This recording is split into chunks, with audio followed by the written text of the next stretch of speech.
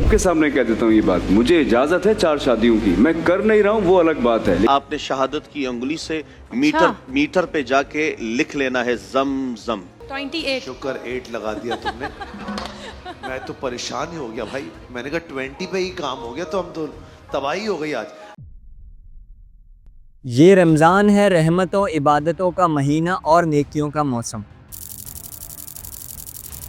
मगर TV screen पर देखो तो लगता है कि ये ड्रामेबाजी का सीज़न और रेटिंग की एक जंग है। जगमगाते स्टेज, बनावटी आंसू, जाली हमदर्दियाँ और वो चीखते चिल्लाते एंकर जो रमज़ान को एक सर्कस बनाकर पेश कर रहे हैं। हर साल नया स्टेज, नई चमक धमक, नए आंसू और वही पुरानी चालाकियाँ।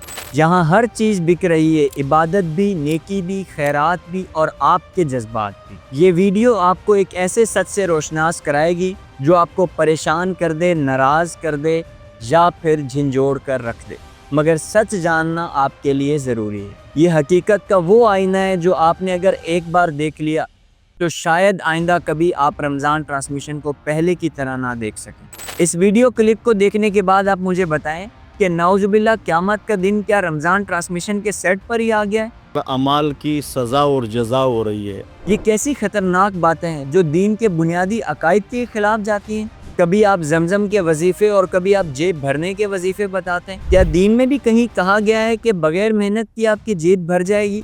लोग महंगाई और बिजली के बिलों के खिलाफ खुद को आग लगाने पर मजबूर हैं और आप है कि मीटर पर जमजम लिखने से इस मसले को हल कर रहे हैं और इसका आप दीन से जोड़ रहे हैं। मेरा आपसे इख्तलाफ इस बात पर है कि आप अपनी ज़ाती सोच को दीन से मुंसलिक कर कर लोगों तक पहुंचा रहे हैं और लोग इसको इस्लाम समझ रहे हैं। ड्रेसिंग को देखा जाए तो मौलाना कम मॉडल या दूल्हे ज़्यादा लगते हैं और सिर्फ टीआरपी के लिए अजीबो गरीब बयानात दे रहे हैं। क्या आपने कभी गौर किया रमज़ान ट्रांसमिशन हर साल एक ही पैटर्न पर चलती है? वही जज्बाती कहानियाँ, वही आंसू, वही गरीबों को कैमरे के सामने रुलाने का स्क्रिप्ट। एक गरीब स्टेज पर आता है, अचानक उसे देखकर एंकर रोने लगता है। आपके साथ जो हुआ है वो किसी और के बच्चे के साथ ना हो। और बैकग्राउंड के अंदर एक नाच चलना शुरू होती है और रोशनी को मदम कर दिया जाता है और सैड बैकग्राउंड म्यूजिक लगाया जाता है और उस गरीब के चेहरे पर बार बार कैमरे को जूम इन किया जाता है ताकि उसका एक एक आंसू नाजरीन को दिखाया जा सके, ताकि जज्बात भड़कें और लोग चैनल तब्दील ना करें। और इस प्रोसेस को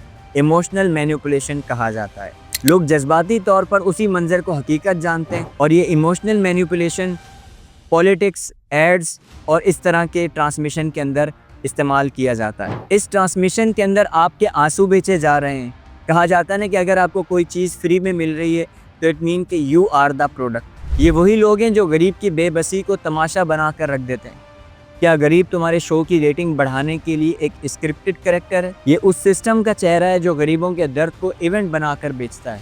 यहाँ लाखों रुपए की खैरात करके एक होप इकोनॉमी बिल्ड की जाती है जिसका हकीकत से कोई ताल्लुक नहीं होता। तो जनाब ये साहब एक मजाक कर रहे थे, इनके नज़दीक ये कोई तमाशा था, कोई खेल था। होप इकोनॉमी का मतलब लोगों को झूठी उम्मीद देकर उनकी तवज्जो और फैसलों को कंट्रोल करना है।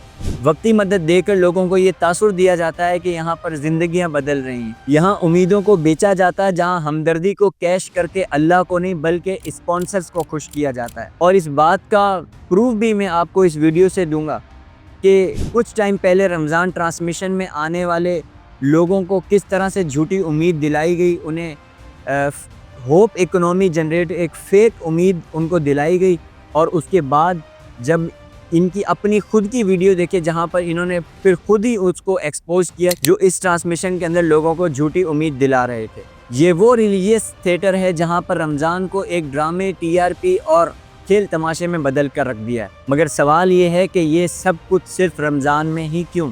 बाकी 11 महीने ये शोज़ क्यों नहीं होते? वजह यह है कि रमज़ान के अंदर एड्स की जो कीमत है वो डबल से ट्रिपल हो जाती है, जबकि प्राइम टाइम के जो एड्स हैं जैसे सहर व अफ्तार के वक्त, बल्कि इनका जो प्राइम टाइम होता है वो अफ्तार से पहले और अफ्तार के बाद का होता है। और इस टाइम ड्यूरेशन का जो रेट है वो एक तहकीक कहती है कि वो तकरीबन 50 लाख से स्टार्ट होकर 1 करोड़ तक भी जाते हैं।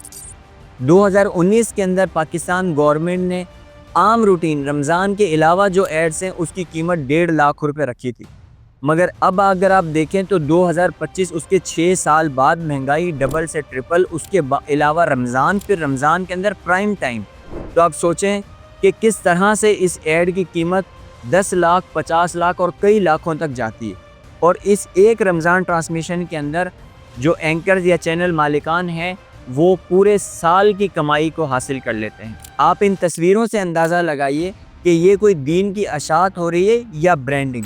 اگر ہم اس کی تاریخ پر نظر ڈالیں تو رمضان ٹرانسمیشن آج کی نہیں بلکہ 1929 کے اندر جب USA کی مارکیٹ کریش ہوئی، جسے گریٹ ڈپریشن بھی کہا جاتا ہے، جس میں لاکھوں ہم امریکن بے روزگار ہوئے، فیکٹریاں بند ہوئیں، بینک دیوالیہ ہوئے، اس دوران عوام کو وقتی طور پر گیم شوز کا لالی پاپ دیا گیا، جس سے وقتی تسکین کے علاوہ کوئی خاطر خواہ فائدہ نہیں ہوا۔ پہلا گیم شو انفارمیشن پلیز کے نام سے ریڈیو پر 1938 کے اندر نشر ہوا۔ اگر ان گیم شوز سے ہی اس طرح زندگیاں چینج ہوتی تو ہمارے معاشرے کے اندر آج ایک بہت بہتر بدلاؤ آ چکا ہوتا۔ کیا آپ جانتے ہیں کہ دنیا کے سب سے بڑے ظالموں نے اپنے ظلم کو چھپانے کے لیے مذہب کا ہی استعمال کیا؟ ہٹلر جس نے لاکھوں لوگوں کا قتل عام کیا، اس نے بھی اپنے ظلم کو مذہب کا ریزن دیا۔ ہٹلر نے بائبل کے حوالے دیے، خود کو خدا کی مرضی کا نمائندہ بتایا تاکہ عوام بغیر سوال کے اس پر بھروسہ کر سکیں، اور یہ مذہب ایک ایسا واحد ایریا ہے جہاں پر بغیر سوال کے لوگ آپ پر ٹرسٹ کر سکتے ہیں، اور اس پروسیس کو بہت سارے سیاستدان بھی استعمال کرتے ہیں۔ آخر میں سوال یہ ہے کہ ہم صرف تنقید کر سکتے ہیں یا کچھ بدلا بھی جا سکتا ہے؟ تو اگر ہم اپنے اندر چینج لے آئیں تو یہ پورا سسٹم بھی بدل سکتا ہے۔ ہم عہد کریں کہ ہم اس طرح سے مذہب کو بیچنے والوں کا بائیکاٹ کریں گے اور ایسے مولویوں، اینکر اور شوبز سے دور رہیں گے جو مذہب کو، دین کو شوبز بنا کر بیچ رہے ہیں، اور اس مقدس مہینے کو خالص عبادت کے لیے صرف کریں، نہ کہ ڈیجیٹل عبادت کے لیے۔